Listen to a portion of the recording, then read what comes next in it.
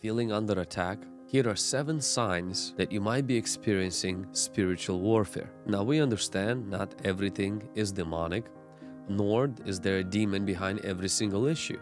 But we are living in the spiritual world, and we must understand as Christians is the spiritual world was here before our physical, tangible world. And a lot of times our problems have their roots in the spiritual realm. And sometimes we are busy fighting the symptoms instead of dealing with the roots. We're busy clearing the spider web instead of getting rid of the spider. The Bible says that our warfare is not against flesh and blood, but against powers, principalities, against the spiritual realm. Now, our enemy, Satan, is represented in the Bible as a snake, a scorpion, a dragon, and also as a python. We see Apostle Paul as he was walking, and there was a woman who was possessed with a spirit of divination. Another word in original language is a spirit of python. To understand the enemy's tactics, you have to understand how python operates. Now, a python, unlike other snakes that kill with venom, python squeezes its victim's breath. It encircles its intended prey and tightens its grip until the last bit of air is expelled. The word breath in the Bible represents the Holy Spirit and life. Here are 7 signs that you might be under a spiritual attack. And we will use these 7 key points taken from the book written by Jentezen called The Spirit of Python. The first sign is the loss of hunger for God.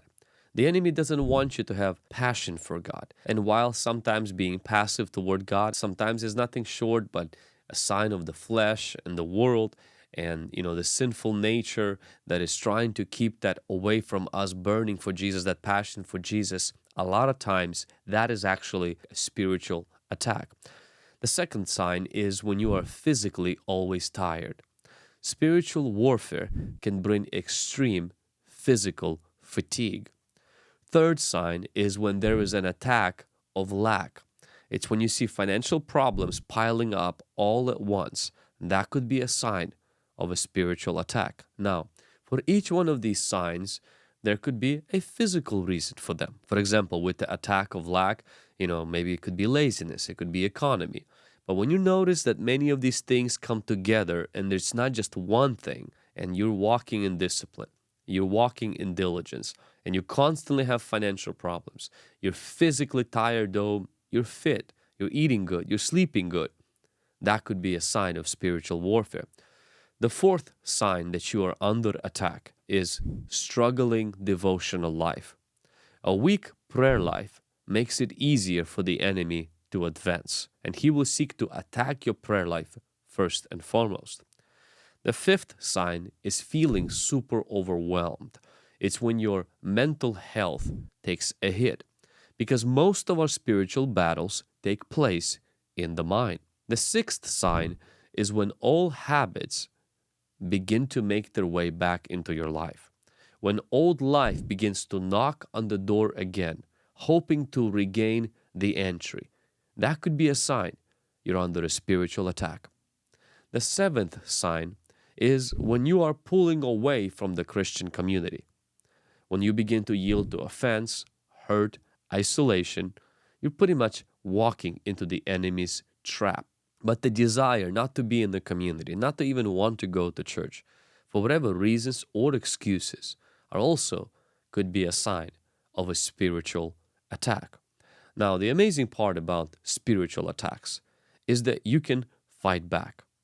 And here are 7 things you can do today to start fighting back. And each one of these things are going to help you to overcome each one of the signs of the spiritual warfare. The first thing you can do is feed yourself with God's Word, even if you don't feel like it. Read God's Word, even if you don't want to read it. Force feed yourself. Because when you're under a spiritual attack, the enemy doesn't just want to destroy you. He wants to defeat you by spiritual starvation. So feed yourself with God's Word. Read God's Word. Listen to God's Word. Memorize God's Word. Put God's Word inside of you. Secondly, prioritize the Sabbath. once a week. I don't mean it as a ritual or a rule. I'm talking about as a rhythm, as a principle. Now, the Bible tells us that Jesus is our rest from earning salvation by good works. But God commands us to rest. A lot of people are physically tired because there's also a practical principle that's being avoided. They don't rest. They work themselves to death. God commands you to rest. It's not a rest from God. It's a rest in God, where one day a week you take time to be with your family, to do things that replenish you, to be with God, and you don't do your usual work. The third thing that you can do today in the spiritual warfare is you keep God first in your finances. Don't push God out of your finances when your finances are under attack.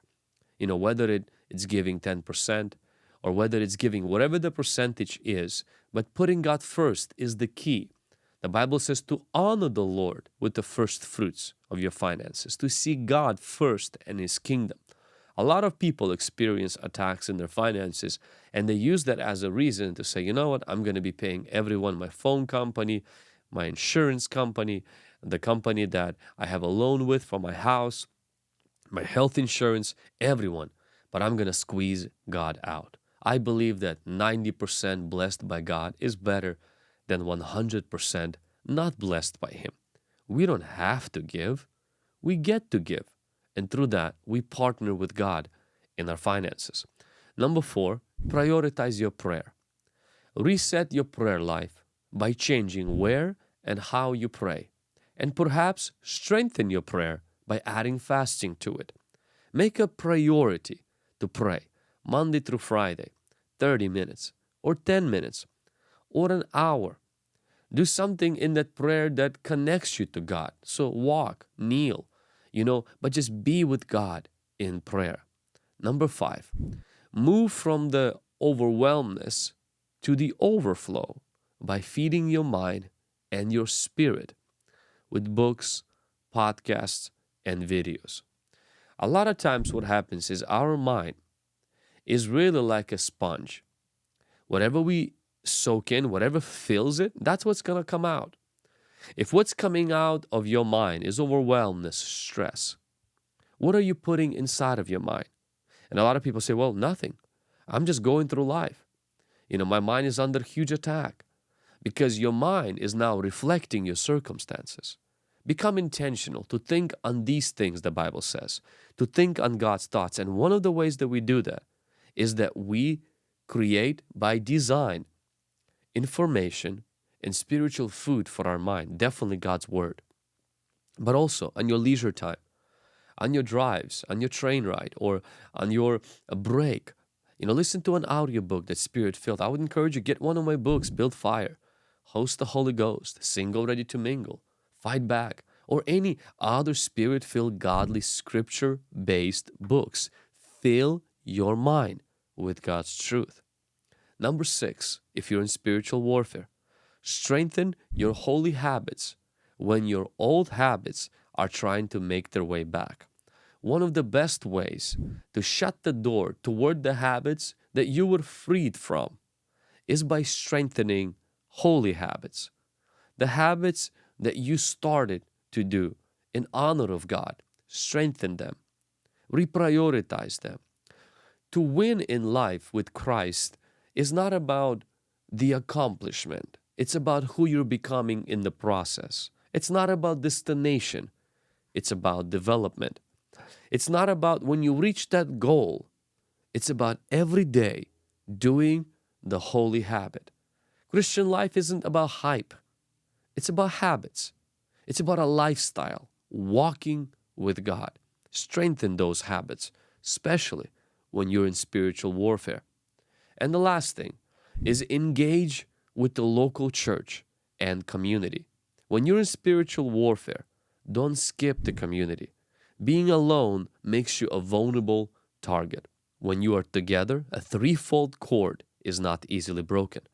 When you're together with believers and Christ is in the middle, you can be victorious and you can overcome. So if you're recognizing these signs, we just gave you some practical tools you can apply. You might not be able to apply all of them. But if there is one that stands out to you, apply those things in your life today. Are you under spiritual attack? In which area are you experiencing that attack? Which one of the 7 tools are you putting to practice today? Let me know that in the comments below. Thank you for watching. Hit like to this video, subscribe, share this with other people. And there's also resources right below this video that could help in your spiritual walk with Christ.